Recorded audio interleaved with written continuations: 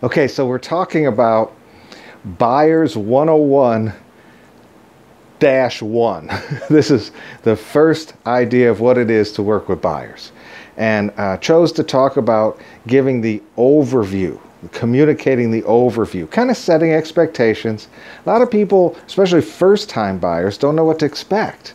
And so you're going to want to kind of get ahead of the curve there and give them some direction. But as soon as I say that, recognize that buyers are on a bit of a journey, almost a romantic journey, if you will. That's probably overstating it, but the idea of finding the right home is a lot of warm fuzzies involved. Your job is to be a little bit of the cold, hard facts person about dollars and cents, about condition of the property and so forth. But it's their job to tell you what feels like home to them. Certainly avoid any discussions about demographics.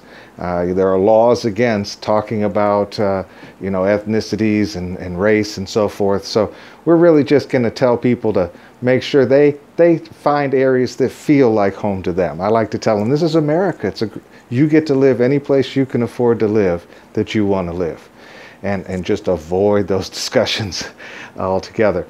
But my point here is less about that and more about recognizing that as much as you're giving them the overview and helping set expectations, there's going to be some give and take and some journey very likely involved.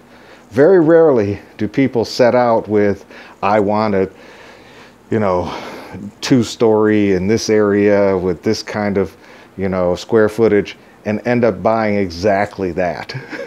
Usually once they get out there and see some things and keep clicking around on their phones and finding things that it moves a little bit. So you're going to be having to help them focus and refocus.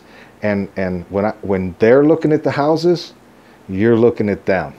Read that body posture, read those expressions, and help them, articulate what they're feeling. Anyway, Buyer 101, Session 1. Ready, go.